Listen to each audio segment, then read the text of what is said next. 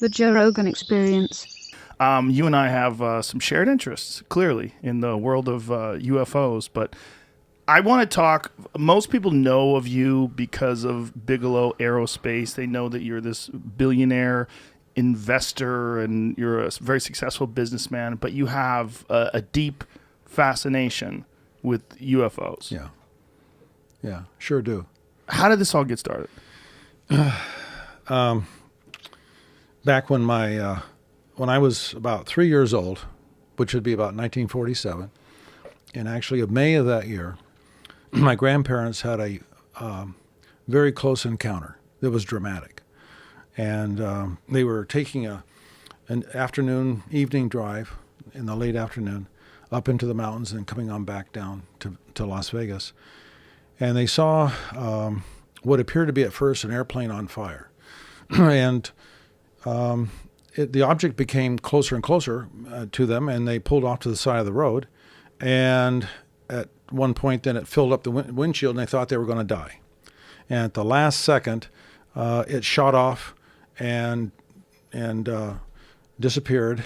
And I learned of this story when I was probably 10 years old, and because I was 3 at the time, and my mother had told me this story.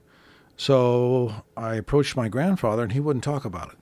Now, after all these years, like 7 years have gone by, because I was intrigued with it. And so I went to my grandmother, and she only would say a few words, but she wouldn't talk. So I got the story from my mom, and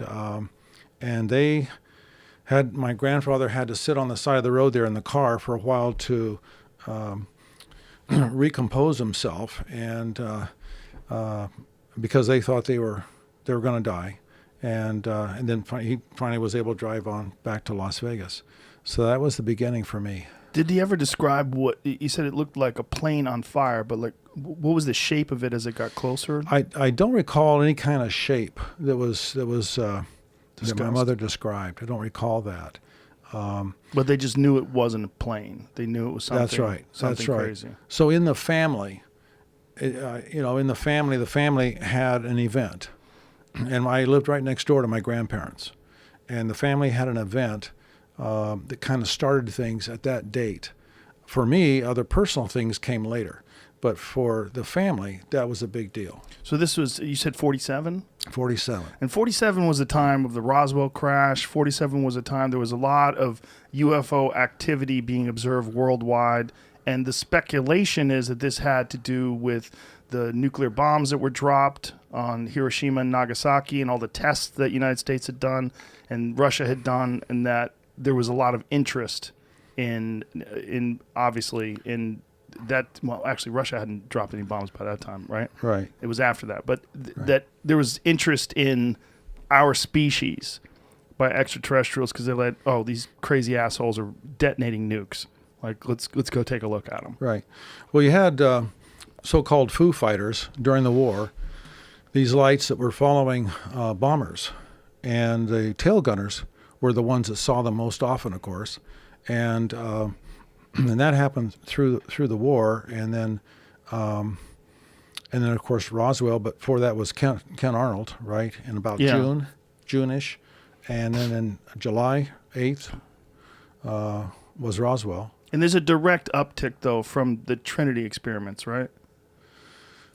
I think I gather my feeling simply is that without any kind of other evidence or proof that was a huge stimulus. Yeah. So this was around that time, and you had heard about this as a part of, family discussions. Right. And so that sort of ignited the fire initially. Yeah. And I started asking my friends, as I say, when I was about 10, have you any reports in your family of anything? And by golly, a couple of my close friends told me things that they had never told me before. So that wasn't necessarily an exclusive event, is what I'm saying. Other people in Las Vegas had seen things at close proximity as well. Now, your relationship to this is obviously something that you've carried for so long. It's been an obsession of yours for so long. Yeah. Yeah. It started with this, but what personal experiences, if any, have you had?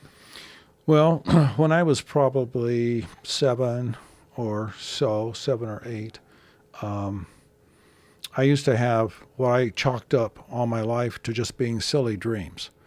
And I had maybe 5 or 6 of these dreams, and I could never make sense of them. And I would be laying in bed on my side, and typical dream, always the same.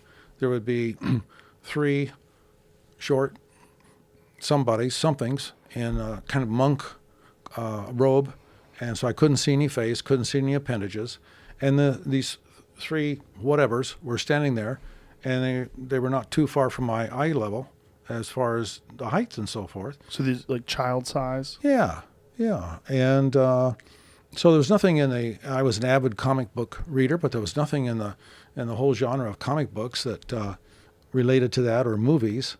And we didn't have television in Las Vegas till 53 or 54. And even after that, it was terrible broadcasting, at first. But so it made no sense to me. And so over my lifetime, I never mentioned it to anybody, including my wife. It's funny how you keep things secret, and just kind of for no good reason. Maybe I would be embarrassed to talk about it. But I finally thought, well, maybe it was just dreams. Maybe it was something else. And so that was a first event personally that I had at that time in the subject. When did you start to connect the idea of these tiny people or human-like things with extraterrestrials? Well, years later, when I began to start my process as a researcher and as a student in the subject, and began to talk with people who made it their business to be experts in abductions. And the more I got into the field and sat writing out questions for the researcher, for the therapist who would be asking the questions, and I'd be sitting there watching the process. And just over time, I thought, well, maybe there was something more to it, but I'm better off not knowing anything, so I'll just block it off and forget about it. Yeah, we talked last night about John Mack a little bit, the Harvard. A great guy. Yeah. And he did a lot of these sort of hypnotic regression sessions with people where they describe very similar scenarios. A multitude of different situations. The abduction phenomena was very proliferate in the population, it seemed like. Even we did a survey called the Roper Poll, and we repeated it 3 times so that the margin of error was really reduced to like 1.5%. And abduction researchers came up with the 10 questions, and so we distributed that, and the conclusion was a fairly relatively sizable percentage of the population had some kind of experiences, according to them, according to the researchers, and according to the poll. I am not qualified to speak to the accuracy of whether the questions were that relevant to the conclusions or not, but that's what they said. And and I had in my own research found people that I put them through regression, not personally, but I found a hypnotherapist that could do that, and I found a number of people just here, there, scattered around, maybe somebody in my own staff, and they would come up with these stories and these events. One of the criticisms of John Mack and hypnotic regression in general is that the idea that you can put a memory into someone's head, that you could suggest things and you could create false memories. And this was something that I've read in the criticism of his work, that this style of hypnotic regression and bringing up these very specific scenarios to a bunch of different people, you can sort of help create, especially in people that are easily influenced or people that are open to suggestion, you could put these false memories in their head. And so especially when you're dealing with something as fantastic as a Right. UFO or Right. alien abduction or visitation or something like Right. that. Oh, that's definitely possible.